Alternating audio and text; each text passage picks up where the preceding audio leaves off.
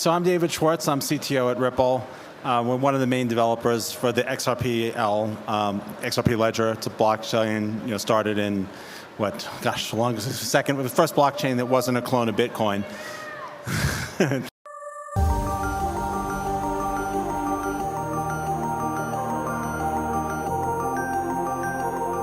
Absolutely wild and historic day at the White House today, and a fitting end of February. Let's just hope we got the crazies out of our system.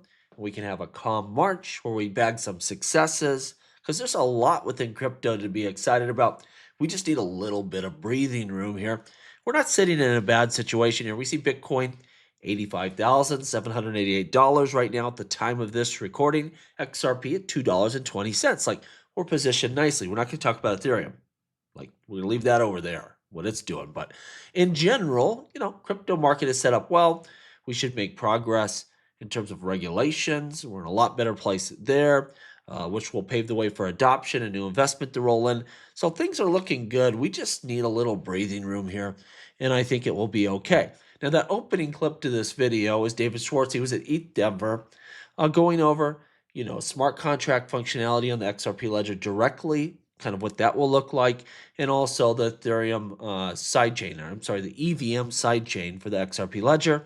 And what I get excited about is when he's talking about, functionality like building a stock exchange, equities issued on the XRP ledger, or bonds or treasuries. Like, this is kind of an area I think that the XRP ledger can really dominate and capture a lot of that value and that growth and that, flow. And he says in there, it's positioned kind of perfectly between Bitcoin and Ethereum, where Bitcoin, well, you can send Bitcoins, that's it. And on Ethereum, you can do whatever you want, and that's an advantage, and also it comes with its own drawbacks. XRP Ledger does things in a novel way that should give it some competitive advantages. Now, they still have some functionality to build out here, but when you look at an institutional level system, this should be a real contender for a lot of those use cases. You think about someone that wants to put a lot of money in a treasury, collect their interest payments, and the system will be able to do that, pay those payments out to them. And then when they need that liquidity, they want to call that money, they don't have to wait for a wire transfer, wait days for things to settle. It'll settle instantly. They can cash out to RLUSD, which is, real spendable fiat. And as we get regulations in order, it literally will be just like fiat. You can just spend it directly. Exciting times ahead. I think this is going to be a very popular chain for these types of systems. David Schwartz did a great interview. Check it out, or go over to Crypto Eddie's video. She did an in-depth review of that today. Great video. I'll try to link it down below. Now, speaking of RLUSD, let's take a look at this. Jack McDonald, Senior Vice President for Ripple Stablecoins here. He says, look, RLUSD hit $7.35 billion in trading volume between the XRP ledger and the Ethereum blockchain in the first 60 days of being live. Significantly higher volume compared to others. And remember, we're not on Coinbase. We're not on some of these other exchanges, so there's already demand there. It's only going to grow significantly. It's off to a great start. RLUSD remains over reserve. They have about $7 million in additional reserves, with the total supply right now at $130 million. So it's a good start. We want to get up into the billions, of course, eventually, but this is just 60 days in. Great start. He's saying we're seeing increased inbound interest on using RLUSD on-chain for collateralization for tokenized assets. So there's a lot of things, RWAs, real-world assets, tokenized assets. This is going to fuel a lot of blockchain adoption, and I feel like they're getting everything ready to make this a successful blockchain for that future. You needed all these pieces. We haven't had them, and a lot of that had to do, again, the SEC really slowed us down. They couldn't do this kind of stuff, but you see the minute that court case was over, an appeal is still going on, at least for now. We'll talk about that. But that's going on, but the judge has ruled. We have a ruling. We know where we stand legally. They're ripping and roaring here, and it's good to see. And I said this was what I wanted to see Ripple do. Have a nice launch, have some success, get some, volume going, get some, that market cap creeping up, and that's what they're doing. It's not about catching Circle or Tether, or at least doing so within 60 days. We just want to see them building a successful stablecoin, and I think it's only going to grow from here. Great job by Ripple so far. Now, this is exciting. The White House just announced Their first crypto summit on March 7th, we're hearing they might do this quite often, featuring the president, the crypto and AI czar, David Sachs, and top industry leaders. You know, Ripple's going to have representatives there, probably Brad Garlinghouse and also Stu as well. And the goal will keeping digital asset innovation in the U.S. after years of SEC crackdowns. There's some really disturbing news on things that happened that we didn't even know about at the time. We'll talk about that. But when you look at this makes altcoins specifically, and Bitcoin too, because Bitcoin was affected by this, but specifically altcoins. You have so much risk, people don't even understand this. It's been taken off the table. Values should be higher now, and they're not, which tells us this is a great opportunity. When the dust settles, it's not endless, trade wars popping up, and it's not, what happened today at the White House. That situation gets settled. When we get to kind of a cruising altitude here, and it's not just chaos everywhere, which we will get to, I think you're going to see this altcoin market react, and people are going to understand that this is the future, and this isn't last year with altcoins. This is a totally different environment.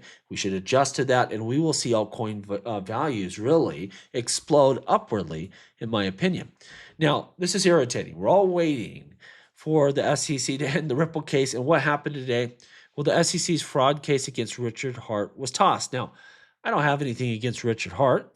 I don't necessarily want to see him get in trouble per se, but come on. If you're going to be dropping cases or cases are going to be tossed against this guy, Ripple really should be done here. A U.S. judge dismissed the SEC's lawsuit against the Hex founder, basically saying the SEC lacked jurisdiction over his $12.1 million fraud. But he remains wanted by Interpol for other issues he's got going on here. SEC can refile, will they? Probably not. I mean, I don't think they need to mess around with him. There's enough other people after him, I guess. Again, it's not that I want Richard Hart necessarily to be sued by the SEC, but if this case is going away, Ripple really, really needs to go away. Now, this is the story I was talking about here. Biden-era SEC barred DeFi founders from crypto under threat of jail. Now, this was secret. Supposedly, this is what's being reported.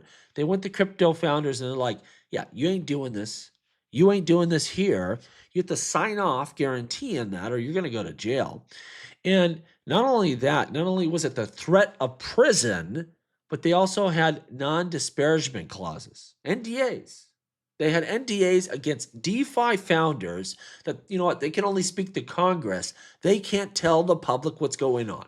If you don't see why DeFi and payments and just general crypto building is, so much more valuable today because of this U.S. environment we find ourselves in, I don't know what to tell you. So much risk we didn't even know was happening has been taken off of our shoulders, and you're going to see this asset class respond to that. It's just a matter of time.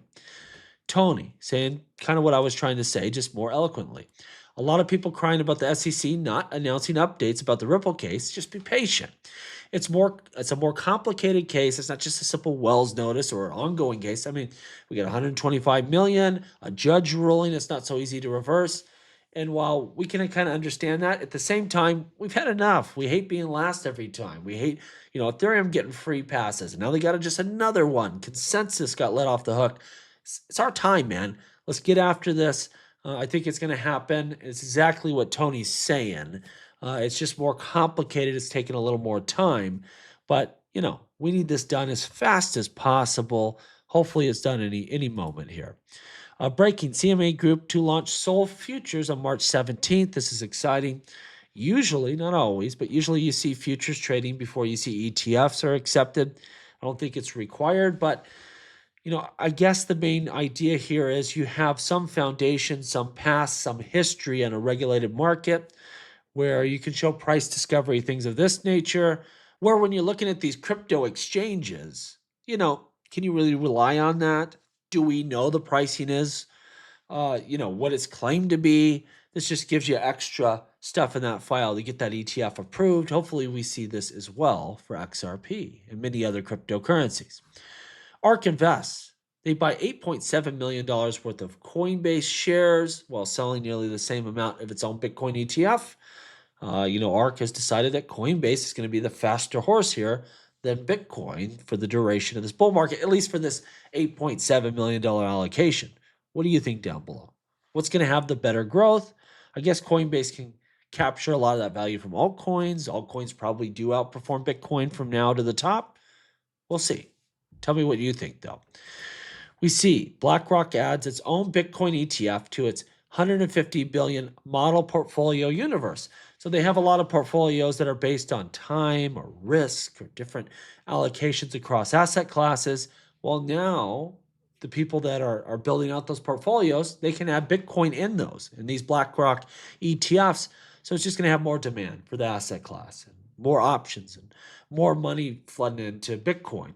This is a big move, and you're going to see other people like BlackRock and Fidelity and Charles Schwab. They're going to start adding crypto to some of these different ETFs, these basket products. It's just going to be more demand, more money flowing in. Lastly, we see Hester Peirce reminding us the fact that you might lose money on something does not make it a security. Be careful out there. She's absolutely right. You know, Gary Gensler thought he was the cop on the beat and supposed to save us all from losing our money. It's not the case. People lose money on stupid stuff every single day. They're just after security transactions.